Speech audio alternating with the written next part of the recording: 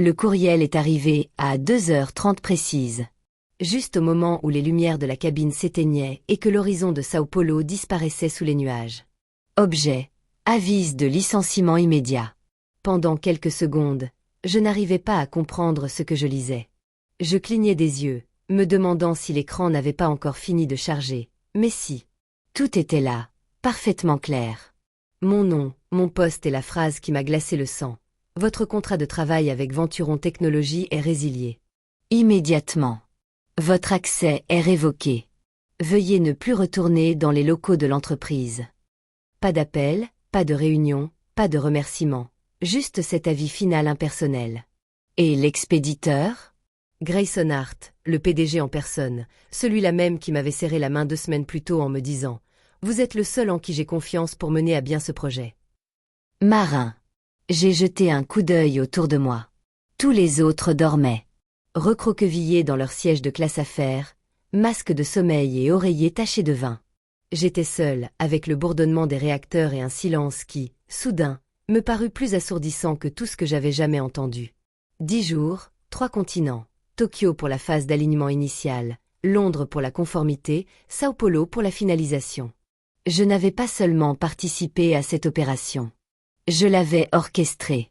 3 géants mondiaux, une migration synchronisée vers le système cloud de Venturon. 1,5 milliard sur 5 ans.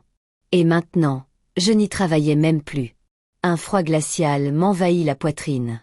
Pas de rage, pas encore, juste de l'incrédulité. Comme si le sol s'était dérobé sous mes pieds en plein élan, je fixai l'ordinateur portable devant moi pendant une bonne minute. Puis, sans dire un mot, je glissai la main sous mon siège et en sortis un second ordinateur portable, noir mat, sans marque et crypté. Celui dont personne chez Venturon ne connaissait l'existence. Je l'ouvris, me connectai, regardai l'écran s'allumer et souris. Ils pensaient que c'était la fin de mon aventure. Ils ignoraient que j'en avais déjà commencé une autre 3 semaines plus tôt. J'étais celle qu'ils ne pouvaient pas promouvoir, debout dans cette même salle de réunion vitrée au 32e étage, à regarder des hommes adultes se démener pour sauver un contrat de 400 millions de dollars qui s'effondrait. Le client, un consortium européen réputé difficile, avait quitté la salle en plein milieu des négociations. Le service juridique était paniqué. Le service financier se renvoyait la balle. Et le vice-président des ventes internationales était au bord des larmes. Je n'ai pas attendu qu'on me le demande. Je suis simplement entré, j'ai pris la proposition abandonnée sur la table, j'en ai réécrit la structure principale en 20 minutes et j'ai demandé un entretien privé avec le principal représentant du consortium. Le lendemain matin, non seulement le contrat était sauvé, mais il avait été étendu à 2 nouveaux territoires. Ce n'était pas mon premier miracle pour Venturon. C'était juste le plus récent. Après cette victoire, on a trinqué au champagne dans le salon des dirigeants. Les gens ont applaudi. Grayson a esquissé un de ses sourires forcés et a dit « Voilà le genre de leadership dont nous avons besoin à l'échelon supérieur. » Quelqu'un a même glissé une rumeur de promotion dans les couloirs. Vice-présidente exécutive, stratégie mondiale. Ce titre sonnait ridicule, prétentieux et démesuré. Car je n'étais pas seulement une négociatrice, j'étais le rempart, celle qu'on appelait quand les costards-cravates étaient en difficulté. J'avais négocié avec des géants de l'énergie, des empires des télécommunications et des ministères des Affaires étrangères. Je parlais 4 langues, j'avais 2 téléphones et j'ai vécu dans les aéroports pendant 7 ans. Je donnais à Venturon une image bien plus solide qu'elle ne l'était en réalité. Et pourtant, je n'ai jamais reçu cette promotion. Une semaine après le champagne, on m'a dit que la promotion était en cours, puis à l'étude, puis plus rien. Au début, j'ai cru devenir paranoïaque. Peut-être qu'ils étaient en pleine restructuration.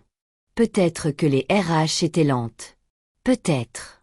Pour une fois, ce n'était pas personnel. Puis j'ai surpris une conversation. C'était pendant un déjeuner du conseil d'administration. J'étais dans la salle de conférence attenante, en train de préparer un dossier. La porte coulissante était restée entr'ouverte. Franchement, un membre du conseil a ricané. Marin est brillante, mais soyons honnêtes. Dès qu'elle entre dans une pièce, plus aucun autre homme n'ose lui adresser la parole. Elle domine chaque lancée. Une autre a répondu « Ouais, elle n'a pas vraiment le profil d'une vice-présidente exécutive. Elle est plutôt du genre opération de terrain. » Opération de terrain. Comme si j'étais une négociatrice de luxe qu'il pouvait faire voyager et oublier ensuite. Ce moment m'a marqué plus longtemps que la promotion manquée, car la vérité était claire. Il ne voulait pas me promouvoir. Il voulait me contenir. Trop confiante, trop rodée, trop de succès qu'on ne pouvait pas attribuer à quelqu'un d'autre. J'étais celle qu'ils appelaient quand il fallait sauver les affaires, mais jamais celle qu'ils voulaient à la table des négociations quand on distribuait les mérites. Je suis restée là, dans cette salle de conférence vide, tenant le portefeuille que j'avais mis des semaines à constituer, et j'ai réalisé quelque chose d'amer, mais d'indéniable. Ce n'était pas une question de mérite. C'était une question de perception de la menace. Les discrets étaient promus. Les extravertis, surtout ceux comme moi, étaient mis à l'écart. Et pourtant, je ne suis pas partie en trombe. Je n'ai pas fait d'esclandre. Je suis retournée à mon bureau. J'ai réservé 3 vols internationaux consécutifs et je me suis mise au travail sur la plus grosse transaction de l'histoire de l'entreprise. Parce que s'ils ne voulaient pas me donner, si j'avais le titre, je me créerais un poste à moi. C'est étrange comme la trahison arrive rarement avec un fracas. Quand la loyauté devient un levier. Parfois, elle s'insinue comme une lente fuite, imperceptible au début, jusqu'à ce qu'on se retrouve les pieds dans l'eau, à se demander quand tout a commencé. Il y a 1 an, Mallory Hart était dans une situation délicate. Elle venait d'être embauchée chez Venturon comme conseillère stratégique, un titre vague gonflé par Legacy, la fille de Grayson. Elle n'avait aucune formation technique, à peine 2 ans d'expérience en entreprise, et une grosse erreur. Un transfert de données non autorisé lors d'une démonstration client, qui a accidentellement exposé des informations personnelles d'un partenaire pilote à Singapour. Cela aurait dû être un scandale public. L'équipe juridique a paniqué. Le service marketing s'est figé. Et Grayson m'a appelé. Règle ça discrètement, m'a-t-il dit au téléphone. Elle ne l'a pas fait exprès. Elle ne savait tout simplement pas. Je n'ai pas discuté. J'ai mobilisé tous mes contacts, travaillé jour et nuit pour contenir la fuite et transformer l'histoire en un bug de test bêta qui n'a jamais eu de conséquences. J'ai même pris l'appel des médias moi-même pour que son nom n'apparaisse dans aucun communiqué de presse. Personne ne m'a remercié. Je ne l'avais pas demandé. Je me suis dit que c'était par loyauté, que protéger l'entreprise signifiait protéger tous ses employés, même la fille du PDG. Mais la loyauté se corrompt quand elle n'est pas réciproque. 3 jours avant mon voyage transcontinental, j'ai ouvert un lecteur partagé pour finaliser nos supports de présentation pour l'accord Trident. C'étaient les diapositives que j'avais peaufinées pendant des semaines. Graphique, analyse, structure de la proposition, tout était agencé avec précision. Elles étaient là, parfaites, exactement comme je les avais laissées, à un détail près. Dans les propriétés du document, l'auteur était Mallory Hart. Au début, j'ai cru à une erreur. Peut-être les avait-elle téléchargées et écrasées par inadvertance. Mais en parcourant la présentation, j'ai réalisé qu'elle avait apporté des modifications subtiles.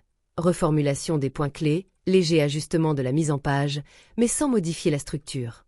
La structure était la mienne, la présentation était la mienne, mais pas le nom. Elle n'avait même pas pris la peine de. On m'a prévenu ce soir-là. Assise dans mon appartement, les lumières de la ville scintillaient juste derrière la fenêtre. J'ai fixé la présentation jusqu'à ce que les lignes se brouillent. Et puis j'ai fait quelque chose dont je n'étais pas fière. J'ai fermé la porte. Je ne l'ai pas confronté.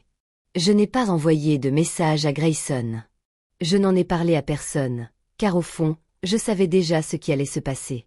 On dirait que c'était de la collaboration. On dirait que je me faisais des idées. Pire encore, on penserait que j'étais possessive ou émotive. Ce mot revenait toujours quand une femme remettait en question le pouvoir. Alors, je n'ai rien dit. J'ai fait mes valises. J'ai finalisé mes vols et je me suis dit que ce n'était pas grave. Mais ça l'était, car la douleur était sourde. Elle n'a pas explosé. Elle s'insinuait lentement, chaque fois qu'on louait sa clarté stratégique. Chaque fois que j'assistais à une réunion et que je la voyais réciter mes mots comme s'ils étaient les siens. Je l'avais protégée, couverte, j'avais sauvé sa réputation. Et maintenant, elle était en train d'effacer la mienne. Je n'ai jamais été du genre à paniquer. Pas quand les accords s'effondrent. Pas quand les dirigeants craquent en salle de réunion. Et certainement pas quand mon propre avenir commence à se dérober sous mes pieds. Alors, quand j'ai compris que la promotion n'arriverait pas, Quand j'ai vu le nom de Mallery sur mes diapositives et que j'ai senti le poids de la gomme s'abattre sur moi, je n'ai pas crié. Je ne suis pas parti en trombe. J'ai opéré un virage discret et stratégique. La vérité, c'est que j'avais déjà commencé à préparer mon échappatoire 6 mois plus tôt.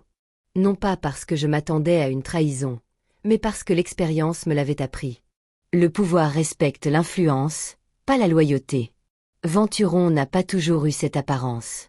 À mon arrivée, c'était une entreprise dynamique, en pleine ascension vers le statut d'entreprise de taille moyenne, pleine d'esprit brillant et d'une réelle ambition. Au fil du temps, avec l'afflux d'investisseurs et l'enracinement des jeux politiques, l'âme de l'entreprise a changé. Grayson a cessé d'embaucher les meilleurs candidats et a commencé à promouvoir les plus consensuels. L'équipe d'innovation a été démantelée. La conformité a été instrumentalisée et toute personne ayant des idées indépendantes a été progressivement mise à l'écart. Beaucoup de ces personnes étaient mes amis. Certains étaient des mentors. Tous, comme moi, avaient continué discrètement à construire. Tout simplement ce n'était plus pour Venturon. J'ai baptisé le projet Travant. Pas de présentation Tapax en grave-l'œil, pas de levée de fonds en grande pompe, juste un nom, une structure juridique et une équipe grandissante d'anciens ingénieurs, stratèges produits et spécialistes de la conformité qui comprenaient la douleur d'être laissés pour compte par la machine même qu'ils avaient contribué à créer. Chaque aspect de Travanta était conçu pour corriger précisément les erreurs de Venturon. L'agilité plutôt que la bureaucratie, la transparence plutôt que le contrôle, et surtout, une approche centrée sur le client. Nous ne l'avons pas annoncé. Ce n'était pas nécessaire. Ce n'était pas une entreprise de revanche. C'était un avenir qui ne demandait qu'à être concrétisé. Pourtant, j'ai gardé le silence. J'étais encore sous contrat, je devais encore gagner leur confiance et je n'avais aucune intention de rompre les ponts à moins que quelqu'un d'autre ne prenne l'initiative. Ce moment est arrivé plus vite que prévu. C'était lors d'un long dîner à Sao Paulo, assis en face de Luaz Mata, le PDG de Brasil, l'une des 3 entreprises historiques de l'accord Trident. Nous venions de terminer notre 3e série de peaufinage de la proposition. Il sirotait un verre de whisky à la main, sa cravate desserrée. Il sentit la pression des décisions à plusieurs milliards de dollars s'évanouir un instant de ses épaules. Il me regarda, grave et silencieux, et me posa une question à laquelle je ne m'attendais pas. Que faudrait-il pour que vous preniez les rênes au lieu de suivre? Je marquai une pause. Une fourchette à mi-chemin de ma bouche, reprit-il. Vous ne parlez pas comme un employé. Vous parlez comme quelqu'un qui a bâti quelque chose à partir de rien. Alors pourquoi ne dirigez-vous pas l'entreprise? J'ai ri doucement, car quelqu'un d'autre l'avait hérité. Il a souri, mais n'a pas ri. Mais si jamais vous décidez de changer cela, appelez-moi. Certains d'entre nous préfèrent soutenir les leaders, pas les logos. Ce moment m'a marqué. Non pas parce qu'il était flatteur, même s'il l'était, mais parce qu'il reflétait tout ce que j'avais essayé d'ignorer. Les clients le sentaient. Ils percevaient le fossé entre la personne qui faisait le travail et celle qui s'en attribuait le mérite. Ils voyaient les mêmes choses que moi, les nominations politiques, l'innovation en berne, les silences étranges après des résultats prometteurs. Et ils m'observaient, dans l'attente. À mon retour à New York, je n'ai parlé à personne des propos de Louise. Je n'ai rien dit des appels discrets que je recevais du directeur des achats de Telnova, ni des questions subtiles de l'équipe juridique d'Eurocom concernant d'autres modèles de partenariat. Mais j'ai élargi le champ d'action de Travant. J'ai programmé des réunions discrètes avec mon équipe principale, l'ancienne responsable juridique Jenna Park, l'architecte système Raïm Silva et l'ancien stratège financier Noah Tan. Je n'utilisais pas les adresses e-mail professionnelles. Nous ne nous rencontrions pas dans des bureaux. Nous nous retrouvions dans des appartements pour dîner, via des canaux cryptés. Tout se mettait en place. Venturon pensait que j'étais plus proche de la réussite, mais j'avais déjà initié quelque chose qu'il ne pouvait pas voir. Une entreprise qui n'avait pas besoin de conclure des accords par la force, mais par conviction. Si quelqu'un était entré dans la salle de bal de la direction sans contexte, il aurait cru à un couronnement. Nappe dorée, lustre en cristal, un quatuor en direct. L'entreprise n'avait reculé devant aucune dépense pour ce gala de croissance stratégique, qui était en réalité une célébration de la promotion soudaine de Mallery Hart au poste de vice-présidente de la stratégie internationale. L'ironie était difficile à avaler. J'avais littéralement bâti ce département à partir de rien, à l'époque où j'étais seule, travaillant à distance, avec une valise pour seul bagage. J'essayais de convaincre les partenaires européens que Venturon n'était pas juste une autre entreprise technologique aux promesses excessives. À l'époque où l'idée de stratégie internationale était considérée comme trop ambitieuse pour une entreprise de taille moyenne qui peinait à se maintenir sur son marché national, j'avais tracé ce chemin à la force du poignet, à coups de vol de nuit et grâce à ma maîtrise du langage SMS. Des acronymes. Et me voilà maintenant sous un lustre, un sourire forcé aux lèvres, une coupe de champagne à la main, feignant de porter un toast à la femme qui avait pris ma place, mon équipe et mon image. Mallery rayonnait. Bien sûr, brushing blond impeccable, robe fourreau bleu marine élégante, discours préparé à la perfection. Elle trinquait avec les membres du conseil d'administration et lâchait des mots à la mode comme intégration multilatérale et évolutivité transversale, tandis que l'équipe des relations publiques immortalisait le tout. Merci à tous, dit-elle en levant son verre. C'est un honneur d'assumer ce rôle et de poursuivre la vision stratégique initiée par notre entreprise. Je me tenais derrière elle, mis sous les projecteurs, mis dans l'ombre. Pas un mot sur mon nom. Pas la moindre allusion au contrat que je venais de conclure à Tokyo, ni au cadre de négociation que j'avais élaboré. Jenna Park, mon ancienne associée, désormais secrètement membre de l'équipe fondatrice de Travant, me frôla en murmurant derrière son verre. C'est surréaliste. Surréaliste était un euphémisme. Des personnes avec qui j'avais travaillé pendant des années évitaient maintenant mon regard. Les plus décents esquissèrent des sourires gênés. Le genre de sourire qui disait « Je sais que ce n'est pas bien, mais je tiens aussi à garder mon travail ». Grayson prit le micro vers la fin, toujours aussi grand, toujours aussi suffisant dans son costume parfaitement taillé. Il avait ce genre de voix qui pouvait convaincre une salle pleine de cyniques. Nous avons vu Mallery évoluer dans ce rôle, commença-t-il. Et je ne vois personne de mieux placé pour diriger notre initiative la plus importante à ce jour, notre expansion mondiale grâce au partenariat Trident. Je restai figé. La salle applaudit. Puis il se tourna légèrement et ajouta « Et elle accompagnera Méun lors du prochain voyage, dans le cadre de cette transition. » M'accompagner comme si j'étais une mentor. Comme si j'avais accepté de former la femme qui avait pris le poste qui m'était destiné, dans un département que j'avais bâti grâce à un accord que j'étais sur le point de conclure après 10 mois de labeur acharné à travers les fuseaux horaires. J'eus l'estomac noué. J'avais envie de rire, de crier ou de jeter mon champagne dans la sculpture de glace en forme de globe. Au lieu de cela, j'acquiesçai. J'ai réussi à esquisser un sourire crispé et précis. Les applaudissements ont repris. Et j'ai fait comme si ce bruit n'était pas celui de mes ongles qui claquaient contre du verre dans mon crâne. Mais intérieurement, l'humiliation me brûlait comme de l'acide sous la peau. Non pas parce qu'il m'avait remplacé, mais parce qu'il s'attendait à ce que je l'aide à le faire avec grâce, discrètement, comme une bonne soldate qui sait se faire oublier. J'ai pris une lente inspiration et siroté le champagne pour la première fois. Il était éventé. Mallery s'est tourné vers moi et s'est penché. Toute sa chaleur et toute sa mise en scène. J'espère que nous aurons le temps de discuter de la structure de S-Polo avant les réunions. J'essaie encore de me familiariser avec les détails européens. Tu devrais, ai-je dit calmement. Ils ont tendance à poser des questions difficiles. Oh, a-t-elle gloussé. Eh bien, je n'aurai qu'à te les renvoyer. Tu sais toujours quoi dire. J'ai souri. Le genre de sourire qui apparaît juste avant que le pont-levis ne se lève, parce que je savais déjà qu'elle ne viendrait pas. Il ne le savait pas encore, mais j'avais déjà prévu un deuxième itinéraire, un itinéraire qui ne l'incluait ni elle, ni Grayson, ni personne de la compagnie qui avait. Je venais de dissimuler mon nom sous un titre de poste, le tout enrobé d'une couche de rouge à lèvres fraîches. À mon arrivée à Tokyo, je n'avais pas fermé l'œil de la nuit depuis 4 jours. Le gala, les félicitations hypocrites, la demande suffisante de Mallery de visiter le bâtiment de S-Polo, l'annonce sournoise de Grayson, tout cela m'avait épuisé. Mais rien de tout cela n'avait plus d'importance, car ce qui m'attendait de l'autre côté de chaque portique de douane était bien plus important que mon ego froissé. L'accord Trident. 3 entreprises historiques de télécommunications, Telnova à Tokyo, Eurocom à Londres et Brasilink à S-Polo, unissaient leurs forces pour une migration historique vers le cloud.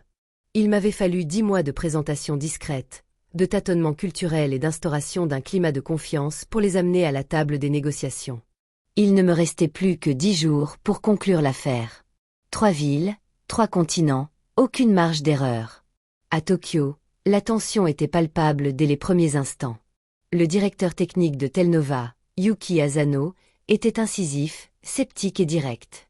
Vous promettez la sécurité, vos concurrents aussi. Pourquoi devrions-nous croire que vous avez plus que des paroles?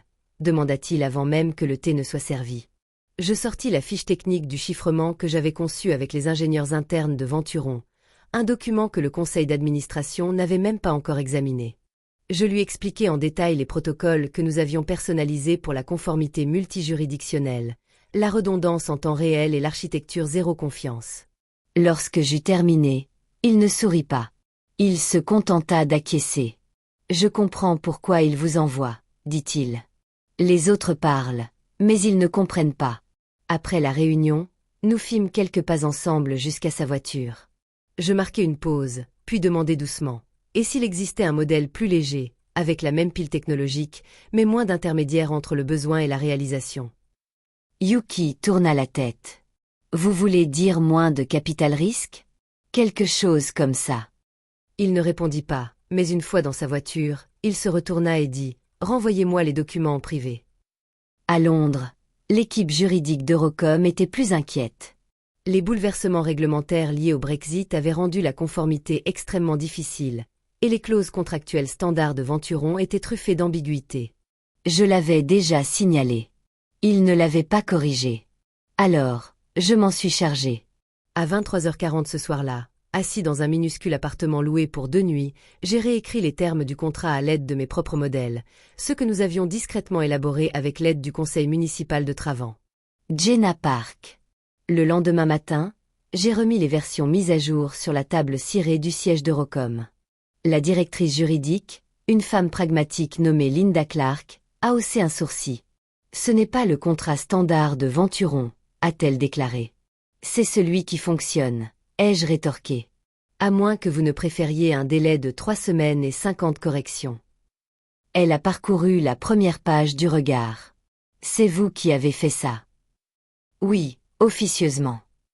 Linda a souri. « Eh bien, peut-être que la prochaine fois que nous négocierons, vous serez de ce côté-ci de la table. » J'ai senti quelque chose vaciller en moi. Elle n'était pas simplement impressionnée. Elle insinuait quelque chose, se demandant à voix haute pourquoi je n'étais pas déjà à la tête de l'entreprise que je prétendais représenter. Et elle n'était pas la seule. À mon arrivée à Sao Paulo, je tenais grâce à la caféine et à ma volonté. La réunion au Brésil était la dernière étape. Structure financière, modèle de partage des revenus, souveraineté des données, tous les signaux d'alarme réunis dans une même pièce. Pire encore, Mallory était censée être là, censée me suivre de près. Elle n'est pas venue. Je le savais. J'avais modifié l'itinéraire à la dernière minute, me déplaçant en Argentine, m'assurant qu'aucune équipe interne ne puisse suivre mes déplacements en temps réel. Venturon pensait que j'arriverais le lendemain. J'étais déjà sur place, déjà au travail. La réunion avec le PDG, Luis Mata, a duré 4 heures. Il m'a interrogé sans relâche sur les seuils de risque, l'exposition du capital et les modèles de soutien à long terme. Lorsque j'ai maintenu ma position sur les chiffres, des chiffres que le conseil d'administration avait contestés, il a fini par se détendre et expirer. « Je te fais confiance, ma reine, » dit-il en tapotant la table. « Mais je ne fais pas confiance à Venturon. Tu le sais, n'est-ce pas? Oui. Alors si tout s'écroule plus tard, ce ne sera pas le cas. » Il me regarda attentivement. « À moins que tu ne partes. » C'est alors que je me penchai vers lui. « Et s'il y avait un moyen, dis-je à voix basse, pour que tu conclues cet accord sans ce risque, sans les jeux politiques, sans le bruit, sans les blocages, seriez-vous ouvert à cette possibilité? » Louise ne sia pas. Tu connais la réponse. 3 villes, 3 réunions, 3 graines discrètement semées, et à chaque fois le même schéma. Du scepticisme envers Venturon, de la confiance envers moi, pas envers le logo. Moi. J'ai porté le poids de l'entreprise à travers les hémisphères, les fuseaux horaires, la fatigue. J'ai répondu aux questions avant même qu'elles ne soient posées. J'ai réécrit des contrats sur mon temps libre et je me suis interposé entre des doutes et des engagements à plusieurs milliards de dollars. Mais je ne faisais pas que conclure un accord. J'ouvrais une porte, les lumières de la cabine s'éteignirent. Le vol de minuit s'acheva juste au moment où nous franchissions l'équateur. Je fixais le hublot, l'immensité obscure s'étendant à perte de vue. Lorsque j'ouvris mon ordinateur portable pour relire une dernière fois les notes de la réunion de Sao Paulo, le résumé du contrat était impeccable. Les chiffres correspondaient. Le client était partant. L'affaire était conclue. Cela aurait dû être le moment le plus glorieux de ma carrière. Au lieu de cela, l'écran se figea. Le serveur interne me déconnecta. Je réessayai. Accès refusé. Je cliquai sur Slack. Session expirée. Mon calendrier professionnel disparut. Outlook devint vide. Puis un courriel. Objet. Notification de licenciement. À effet immédiat. Expéditeur. Grayson Hart. Je lus la première ligne et une angoisse terrible m'envahit. Marin. À effet immédiat. Votre contrat de travail avec Venturant Technologies est résilié. Tous vos identifiants et accès ont été révoqués conformément au protocole RH. Veuillez vous abstenir de tout contact avec les clients ou partenaires de l'entreprise. Aucune formule de politesse, aucun remerciement, aucune explication, juste un coup de poignard. Glissez silencieusement entre les côtes. À 10 670 mètres d'altitude. Un instant, je suis resté immobile. Les hôtesses de l'air se déplaçaient discrètement dans l'allée, débarrassant les verres à vin à moitié vides du service de nuit. Autour de moi, les autres voyageurs d'affaires dormaient sous des couvertures beiges, dans une douce insouciance. L'écran de mon ordinateur portable a clignoté à nouveau, puis est devenu noir. J'étais bloqué partout. J'ai cherché mon téléphone. Même résultat. VPN bloqué, identifiants invalides. Même ma liste de contacts internes avait disparu. Il m'avait effacé. Aucun avertissement, aucune réunion, aucune possibilité de me justifier. Ce n'était pas une restructuration. C'était une exécution. Et l'insulte était plus profonde que la décision elle-même. Ils n'ont même pas attendu mon atterrissage. Ils n'ont pas eu la décence de me regarder dans les yeux. Ils m'ont licencié en silence. Seul en plein vol après avoir conclu le plus gros contrat de l'histoire de l'entreprise, j'aurais dû ressentir de la rage, et peut-être aussi une certaine colère sourde. J'en ai ressenti, mais surtout, je me suis senti insultée. Non pas parce qu'ils m'ont licenciée, mais parce qu'ils me considéraient comme jetable, remplaçable, impuissante. Ils m'ont congédiée comme si je n'avais pas porté à bout de bras toute leur stratégie de croissance internationale. Ils pensaient qu'en me coupant l'accès, je perdrais le contrôle. Ils pensaient qu'en me retirant mon adresse e-mail, je perdrais mon influence. Ils pensaient que je n'avais aucun plan B. Ils se trompaient. 6 semaines plus tôt, bien avant les manœuvres discrètes de Grayson et la fausse promotion de Mallory, j'avais suivi le protocole et effectué une sauvegarde privée de mes notes concernant l'affaire Trident. Le service juridique l'avait approuvé par précaution. Une procédure standard pour les transactions à haut risque menées à l'international et dans plusieurs langues. J'avais tout. Les présentations, les versions des contrats, les modélisations financières, les transcriptions des appels, même les retours manuscrits des clients. Ils ont prétendu que je n'avais pas le droit de communiquer avec les clients. Ils avaient oublié que j'étais la seule raison pour laquelle ces clients étaient encore engagés. J'ai attrapé sous mon siège mon ordinateur portable noir mat que je n'avais jamais synchronisé avec Venturant System et je l'ai posé sur la tablette. Il s'est allumé discrètement. Chiffré, hors ligne, inaccessible. Le papier peint luisait sous la faible lumière de la cabine. Un logo simple.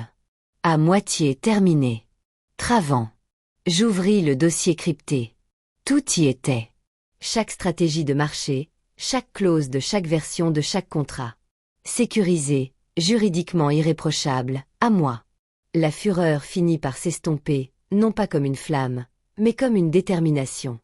Grayson ne m'avait pas seulement licencié, il m'avait libéré. Il pensait que me lâcher en plein vol me briserait. Mais cela n'avait fait que couper la corde qui me retenait. J'ouvris un document vierge, posai mes mains sur le clavier et tapai 3 mots simples. Commençons. Puis je refermai le couvercle et me laissai aller en arrière. Dehors, le ciel était toujours d'un noir d'encre, mais pour la première fois depuis des mois, je vis un horizon dégagé. Un fantôme dans son propre bureau. La ville semblait identique vue de la banquette arrière du taxi. Je regardais la ligne d'horizon défiler lentement, les tours d'acier et de verre baignés par le soleil de fin de matinée. Des taxis jaunes zigzaguaient, des piétons se pressaient avec des cafés et des téléphones comme si de rien n'était. Mais pour moi, tout avait basculé. Il était 8h40 lorsque nous sommes arrivés au siège de Venturon. Avant de descendre de voiture, j'ai hésité, fixant le bâtiment où j'entrais presque tous les jours depuis 9 ans. Il me paraissait plus petit que dans mes souvenirs, ou peut-être que je le voyais différemment, moins comme un foyer, plus comme un lieu qui ne m'avait jamais vraiment appartenu. En entrant dans le hall au sol de marbre, le gardien de sécurité, Daniel, qui d'habitude m'accueillait avec un sourire, s'est figé. « Mademoiselle Blake », a-t-il dit, mal à l'aise. « On ne m'avait pas dit que vous viendriez aujourd'hui. » « On ne m'a pas dit que je ne viendrais pas », ai-je répondu calmement en présentant mon badge. Je l'ai appuyé contre le portillon. Rien. Voyant rouge. Accès refusé. Daniel a grimacé. Je suis vraiment désolé. C'est juste que les RH ont signalé le problème ce matin. J'ai hoché la tête. Je n'ai pas discuté. Ce n'était pas sa faute. Il semblait encore plus mal à l'aise que moi. Mais tandis que je me tenais là, à moitié dedans, à moitié dehors, dans ce lieu où j'avais consacré les meilleures années de ma vie, un étrange sentiment m'envahit. Ni rage, ni chagrin, juste un sentiment de déracinement, comme si j'étais un fantôme hantant une vie qui n'existait plus. J'attendis l'ascenseur malgré tout. La réceptionniste ne me salua pas. Elle leva à peine les yeux. Quelqu'un d'autre avait retiré mon nom du tableau devant la salle de réunion du 27e étage. L'écran numérique affichait désormais VPM Art, intégration stratégique. Lorsque j'arrivai à mon ancien étage, le silence était pesant. Chaque visage familier semblait éviter mon regard. Les jeunes analystes qui m'accueillaient autrefois avec des mises à jour enthousiastes étaient rivés à leurs écrans. L'un d'eux se leva même et se dirigea discrètement vers la salle de pause dès que je sortis de l'ascenseur. Aucun accueil, aucune question, aucune curiosité. Mon bureau était déjà vide. Les plantes que j'avais réussi à maintenir en vie malgré le décalage horaire et les restrictions budgétaires avaient disparu. La lettre de remerciement encadrée d'Uricom s'était volatilisée. Même ma chaise avait été remplacée par une plus récente, l'étiquette encore accrochée au dossier. Je suis resté là un instant, fixant la surface vide où avait jadis reposé toute mon identité professionnelle. Ma plaque nominative avait disparu. Pas déplacée. Enlevée. Sur une table voisine, j'ai aperçu un exemplaire du bulletin interne. Le titre annonçait « Mallory Hart à la tête de Trident Partnership pour son expansion mondiale ». Je l'ai pris et j'ai parcouru l'article. Suite au départ de Marin Blake, la vice-présidente Mallory Hart prendrait la direction de la stratégie d'intégration des clients de Trident. Départ, un terme édulcoré pour décrire ce qui s'était réellement passé. Aucune mention de la femme qui avait bâti cet accord, qui avait traversé 3 continents pour le négocier ou qui avait personnellement sauvé 2 des 3 contrats de l'échec. J'ai jeté le bulletin à la poubelle. Puis je suis parti. De retour dans la rue, la ville me paraissait plus bruyante qu'avant, les klaxons plus stridents, l'air plus froid. Les gens s'affairaient, et personne ne semblait savoir, ni se soucier, que j'avais été effacé de la circulation. J'ai marché quelques rues jusqu'à l'ancien hôtel où je descendais entre 2 vols internationaux. Là-bas, on me connaissait. Personne ne m'a posé de questions. Ils m'ont donné une chambre au 15e étage, avec vue sur le fleuve. J'ai fermé les rideaux, enlevé mes chaussures, me suis assise au bord du lit, et pour la première fois depuis des jours, je me suis autorisée à ressentir ce vide. Ce vide immense. Non pas du chagrin, ni de la défaite, mais la prise de conscience que cet endroit où je m'étais investi corps et âme ne m'avait jamais vraiment vu. Ils avaient utilisé mon cerveau, ma voix, ma présence. Et maintenant, d'un simple clic de carte magnétique et d'un communiqué de presse, j'avais été effacé comme une ligne dans un tableur obsolète. Mais je n'étais pas brisé. J'étais libre. J'ai sorti mon ordinateur portable. Pas celui qu'ils avaient mis hors service. L'autre, la machine Blackmagic qui contenait encore l'avenir que j'avais commencé à concevoir en secret. J'ai ouvert le portail client sécurisé que Jenna et Raïm m'avaient aidé à créer. Le cryptage était impeccable, propre, prêt à l'emploi. J'ai ouvert la liste de contacts. Louise Mada, Yuki Asano, Linda Clark, et sans hésiter, j'ai envoyé 3 emails. Chacun ne contenait que 4 mots. La porte est ouverte. Le lendemain matin, après avoir envoyé les 3 emails, je restais assise en silence, un café noir à la main, un croissant sans envie, mon ordinateur portable ouvert à côté de moi. Le silence régnait. Pas de célébration, pas de champagne, pas de boîte mail saturée, juste le calme. Mais pas le calme du néant, le calme d'avant la prise de fonction, comme le ciel avant l'orage. Je savais ce qui se passerait à Venturon. Grayson serait arrivé à la réunion de direction du lundi matin déjà sur les nerfs. Son assistante lui aurait peut-être remis un compte rendu imprimé sur les comptes Trident. Sauf que cette fois, il n'y aurait aucune avancée, aucun message enthousiaste des clients, aucun compte rendu de ma part, car je n'étais plus de leur côté, et les clients non plus, semblait-il. D'après Jenna, qui avait encore des contacts au service juridique, Grayson a appelé Yuki Asano une première fois à 9h15. Pas de réponse. Il a réessayé 20 minutes plus tard. Rien. À 10h, il a mis Mallory et l'équipe stratégique intérimaire dans la conversation. Ils ont ensuite tenté de joindre Rocom. Linda Clark avait toujours été réactive, directe et efficace. Le genre de personne qui répond au courriel dans l'heure et ne tolère aucun retard. Ce matin-là, la ligne a sonné 7 fois avant de basculer sur la messagerie vocale. À 10h40, un courriel de relance a été envoyé à son adresse professionnelle, puis un second à son équipe juridique. Les deux sont revenus. Message d'absence du bureau. Veuillez adresser toutes les demandes relatives à Trident à votre interlocuteur actuel, sauf qu'il ne savait plus de qui il s'agissait. À 11h30, la panique s'est installée. Ils ont appelé Brassilink. L'assistante de Louise Mata a répondu et a déclaré qu'il était indisponible. Indisponible aujourd'hui ? A demandé Grayson. Non, a-t-elle répondu calmement.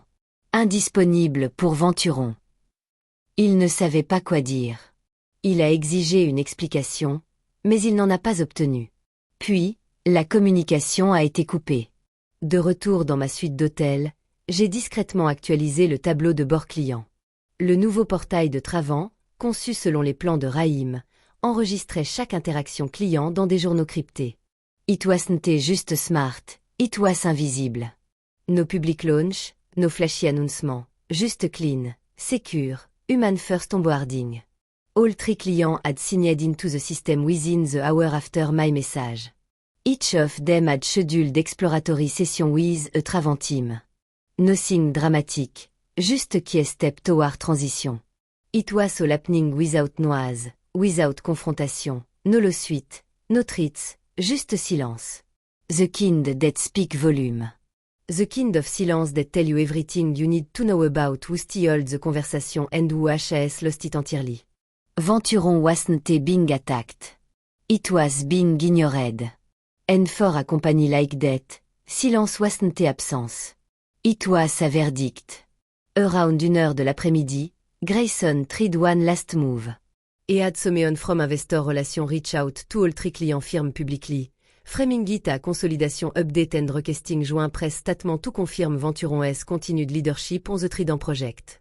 Only one of them replied. It was a short message, no greeting, no signature block. Venturon no longer speak for US. You do. I stared at the word on my screen for a long time. They were simple, unpolished, but they felt more waked than any title Venturon had ever given me. He didn't respond immediately. Instead, he stood and walked towards the floor to ceiling window. The city pulsed beneath me, 1 hour of the quiet unraveling taking place 32 floors above where he used to sit. The place that feared me without a voice was now losing deals in a language they no longer understood. Not loud, not public, just gone. Jenna called that evening. They're scrambling, she said. Mallees panicking. Grayson thinks you're behind it all, but no one can prove anything. The client won't return any of their calls. They don't need to, he replied. Are you sure you don't want to? He don't know. Make a statement, go public. He looked at the glowing monitor at the new Travant homepage Raïm had just published. It didn't say my name anywhere. No funde section, no about me. Just the logo, a line of code in the footer, and a promise. What we build belong to those who build it. No, he said softly. Let them sit in the silence a while longer.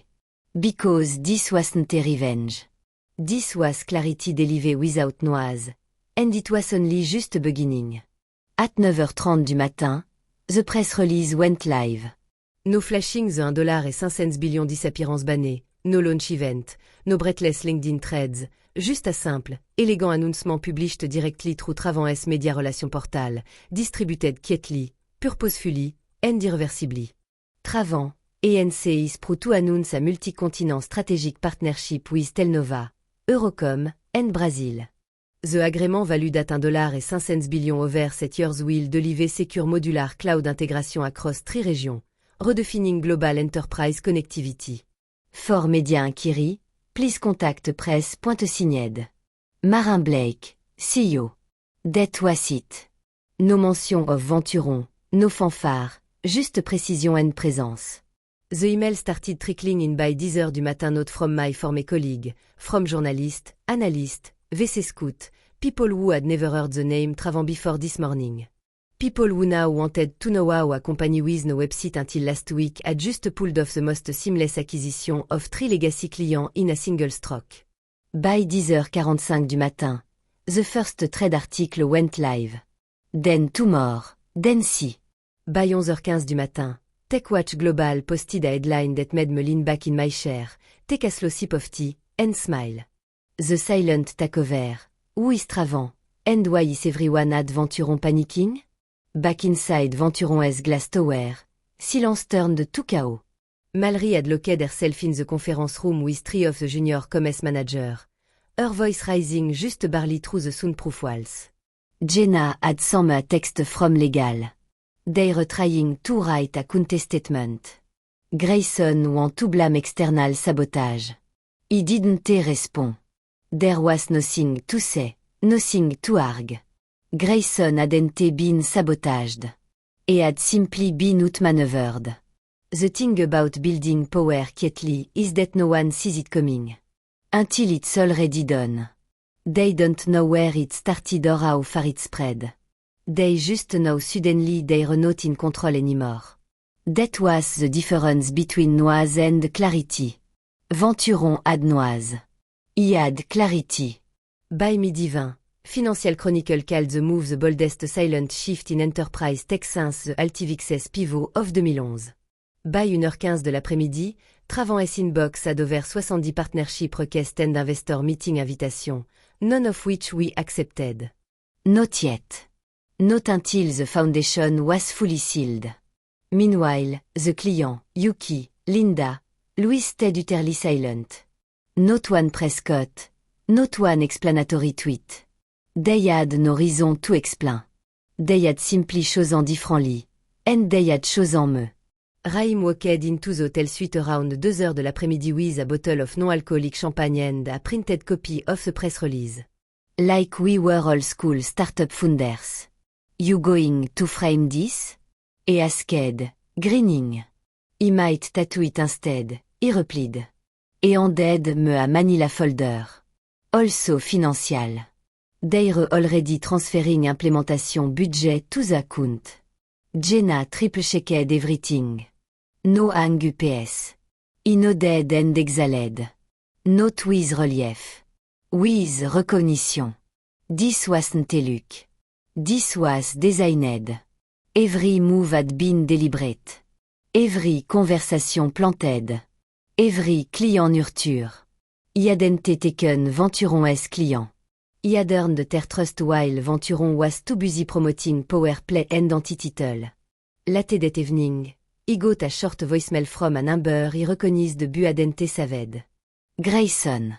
He played it once, then deleted it before it finished. He didn't yell. He didn't plead.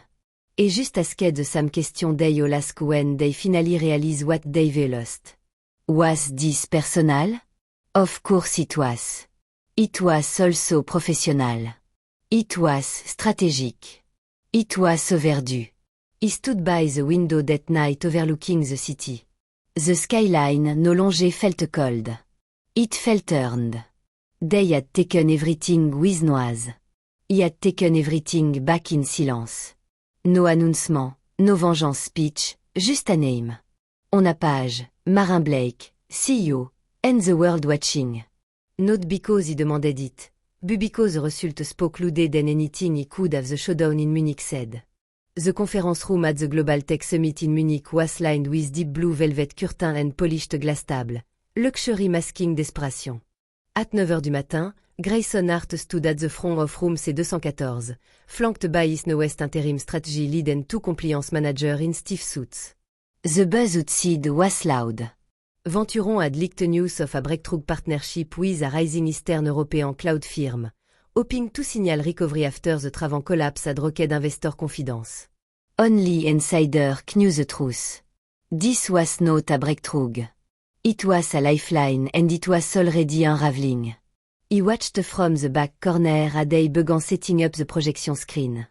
My entrance wasn't announced. He didn't need it to be. He had timed it for precision, not spectacle. Grayson passed and spoke softly with a prospective partner's CEO, a broad-shouldered man named Marek Dvorsky. He had many months before in Prague over a London where we shared ideas on sovereign cloud hosting. He didn't remember me yet, Buewood. At 9h15 du matin, he stepped forward, calm, collected, wearing a slate grey blazer, a simple dress beneath, and confidence stitched into every step. Merrick looked up and blinked. Marin. Grayson turned. The color left his face so fast, he thought he might faint. He walked to the table and extended a hand toward Marek. It's good to see you again. Marek took it with a firm grip, confused but intrigued. You're here with irrepressed Travan, he said, and I'm the other party in this negotiation. Silence rippled through the room like a dropped glass. Grayson's jaw tensed. This is a closed session, Marin. No, he said evenly. This is a joint session. Travan was invited after your firm submitted two conflicting statements about global role capability. The summit organisé requested transparency. Full partner alignement. Marek nodded slowly. The piece connecting in real time. He opened my folder and laid out Travan's infrastructure map. Clean, updated, tailored to MERS firm's regional expansion plan. Our model was lean, fasted, tested. HIS CTO had already signed off on the spec privately. Pending this final review. I understand your position, Merrick said to Grayson. But we can't afford another misalignment after what happened with Trident. Grayson cut in. That was sabotage. He didn't flinch. That was foresight. He offered them a choice. They chose clarity over politic. Grayson turned to Merrick. You really want to work with someone who abandoned her company mid-deal? He smiled, sharp, quiet, composed. He don't abandon ship, he said. He rebuild them without the ones who dry the hole. There was a bit of silence. Then Merrick looked at his legal team. We'll proceed with dual review, he said. And he want Marine's proposal considered a primary. Grayson stepped back like a debinit. He could have ended it there. He could have taken the win quietly and left him to row in the tension of the room. But he didn't come just for the win. He came for the dignity they took from me. So he looked Grayson in the eye, steady and cold, and said, one condition. Everyone froze. ILL proceed with the joint infrastructure. Only if you're not involved. He don't deal with people who fire their architect mid-flight. The silence in the room turned heavy. Marek hesitated for just a breath, then nodded. He respected. Grayson's face collapsed into itself. For a moment, he saw not a CEO, but a man realizing the game was no longer his to play. He left the room without a word. Outside, Munich streets buzzed with late spring sun and tourist crowding café table. He walked toward a nearby courtyard where Raim and Jenna were waiting, both holding coffee, both watching the live feed from the summit on their phone. Heard you dropped a bomb, Jenna smirked. No bombs, he said, sitting beside them. Just a balance restored. Raim raised his cup to the architect. He didn't raise mine. He wasn't finished yet. But for the first time in years, He felt like my name didn't need defending because he had walked into the room they tried to shut me out of and made it her name, finally written in full mine. At 7h45 du matin, he walked into the Travant Carter as the morning sun poured through the tall windows, casting long lines of light across the clean, polished floor. The space was quiet, but it wasn't cold. It humid with a kind of calm energy, the kind that only comes from a place built with purpose. On the far wall, a new plaque had just been mounted, etched in brushed steel. It read, Travanta, founded by Marin Blake. Note tucked in footnote, not hidden behind team credit, no terrace door replaced, just there, full, final, visible. He stood in front of it for a long moment, fingé lightly brushing the surface, remembering all the times my name had been written in draft and then removed before the meeting. All the proposal where he did the work, but someone else presented the slide. All the press release he edited that never once mention my contribution, they had taken so many pieces of my voice for so long, but they never really silenced me. And now he didn't need to raise my voice because the building spoke for me. Back upstairs, he stepped into the boardroom. Note the sterile chrome heavy kind Venturon used to favor, but one with warm wood, soft lighting, and walls that invited conversation, not domination. Linda Clark from Eurocom sat on one side of the table, reviewing en intégration timeline with Raim. Louise Mata was on a video call in the corner, logging about the last soccer match in Brazil. Yuki Asano had sent a gift. 3 bonsai trees to place around the office, one for each continent. Travant now supported. He sat at the head of the table, but it didn't feel like a throne. It felt like balance. That afternoon, he received a key notification on my phone. Mallory Hart had resigned from her position. Effective immediately. No formal statement, no interview, just a single line in the industry trad. Source says the company is undergoing a shift in leadership structure following the collapse of several major partnerships. No one asked where she went. No one really cared. An hour later, another notification came through. Grayson Hart removed from the venture on board by unanimous vote. There was no scandal, no lawsuit, no meltdown on camera, just removal. A slow, quiet unraveling that mirror exactly how they had tried to erase me. Only now, they were the ones disappearing, without sound, without legacy, without anyone fighting to preserve their place. And me, he didn't share. He didn't celebrate because this had never been about revenge. It had always been about something simple, more sacred, réclamation. When he signed the final consolidated contract late that day, a joint agreement unifying all 3 Trident partners under one multi-regional architecture, he didn't hesitate. He didn't think of the $1.05 billion. He didn't think of the headline or the vindication. He just thought of my name, Marin Blake, and how for the first time he was signing exactly who he was. No fear, no disguise, no delusion. He was no longer someone waiting to be recognized. He was remembered by default because this time a foundation had my name carved into the frame. If you've ever had your name removed from a project you bled for. If you've ever stayed silent while someone else got credit. If you've ever been told to let it go when what they really meant was let yourself go. Then hear this. You're not invisible. You're not replaceable. And you're not done. Some battles don't need fire to win.